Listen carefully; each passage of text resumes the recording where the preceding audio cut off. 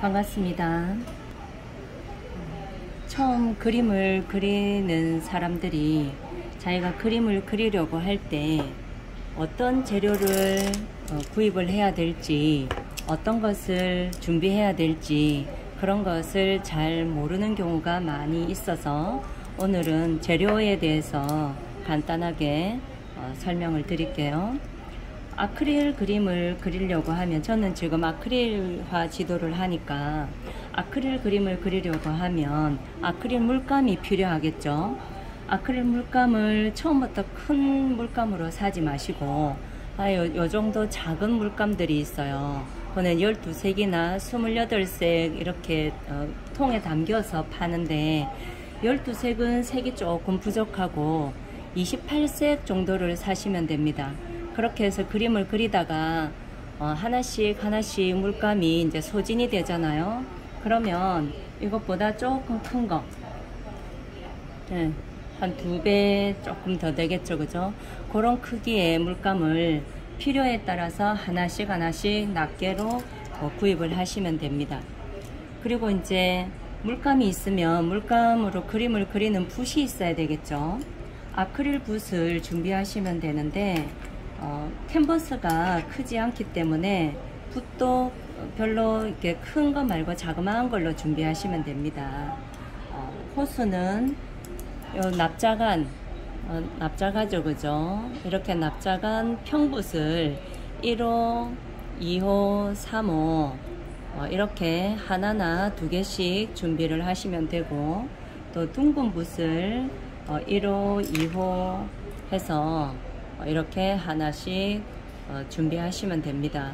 그런데 잘 모르시니까 붓 길이가 요 정도 되거든요. 요 정도 되는데 붓 길이가 이렇게 2배 이상 되는 걸 사시는 분들이 있어요. 그러면 처음 그림을 하시는 분들이 좀 힘들 수가 있어요. 그래서 붓이나 물감을 인터넷에서 주문을 하셔도 되고, 주변에 화방에 가시면 눈으로 보고 편안하게 구입을 하실 수도 있습니다. 붓이랑 물감을 준비하셨으면 이젠 그림을 그릴 수 있는 캔버스가 필요하겠죠, 그죠? 이 캔버스가 3호 F인데요. 1호부터 100호까지 큰 게 있지만 너무 작아도 처음 그림을 접하는 사람들이 그리기가 불편하고, 너무 커도 힘이 들죠. 그래서 3호 정도면 알맞은데, 모양에 따라서 P, F, M 이렇게 나눠져요. 근데 초보자들은 보통 보면 3호 F 정도면 가장 그림을 쉽게 잘 그릴 수가 있습니다.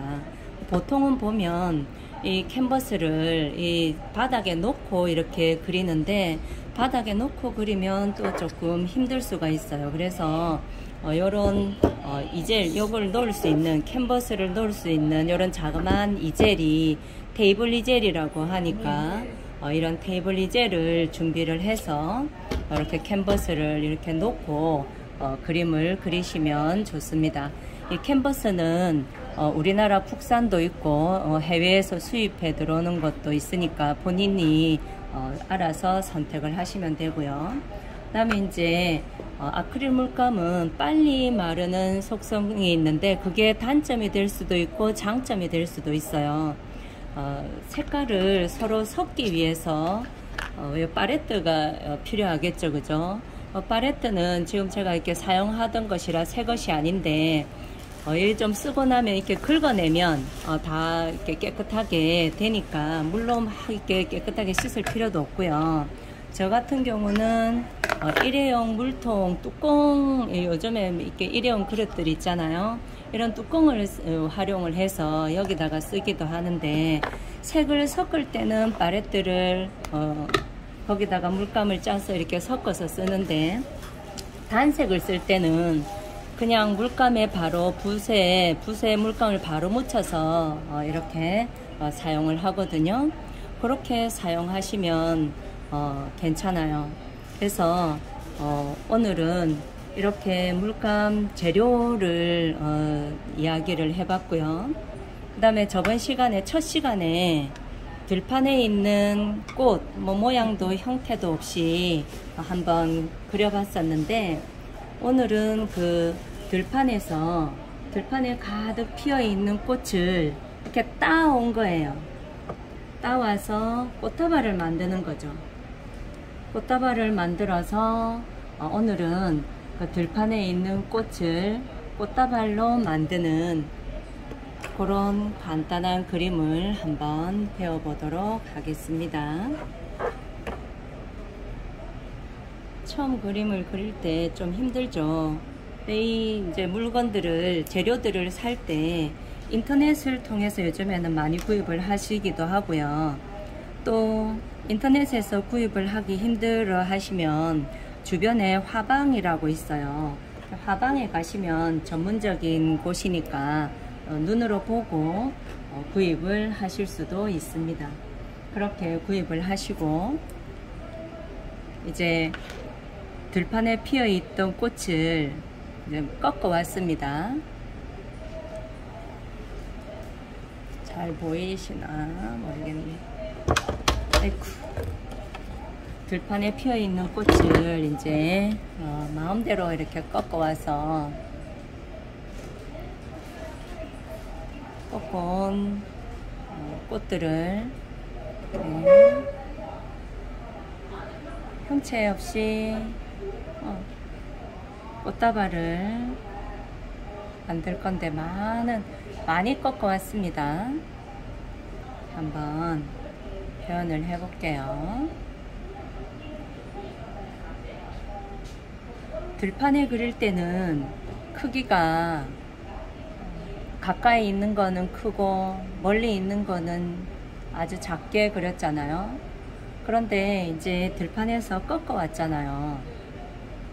꺾어 오니까 크고 작기보다는 거의 비슷비슷하게 표현을 해주면 됩니다.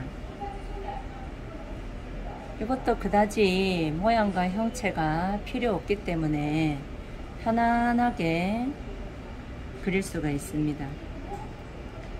본인들이 꽃집에서 들꽃 같은 거 이렇게 많이 또 꺾어 보셨죠, 그죠? 그렇게 그런 것을 생각을 하시면서 여기 캔버스에도 한번 옮겨 보시면 좋을 듯 합니다. 이렇게 이제 한 색을 쓰고 나서 여러 가지 붓을 사용을 하면 되는데, 그래도 이제 저는 하나하나 하면서 또 씻어가면서 그렇게 또 해보겠습니다.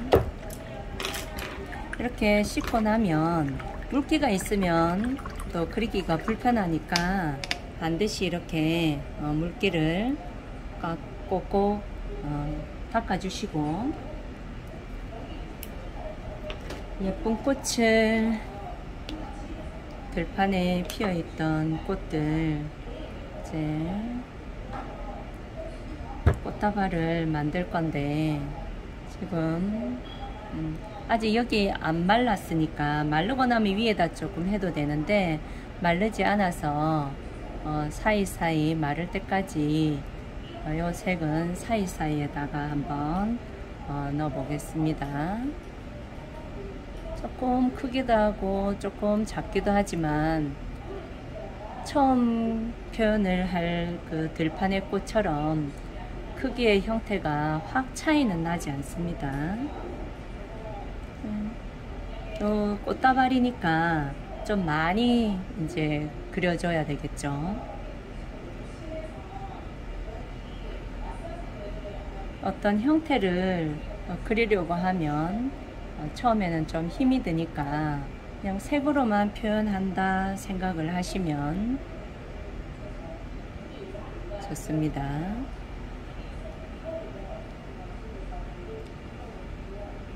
이렇게 표현을 해나가고 이어서 다음 시간에 또 설명을 할 수 있도록 오늘은 여기까지 하고, 여기에서 다음 시간에 이어나가도록 하겠습니다.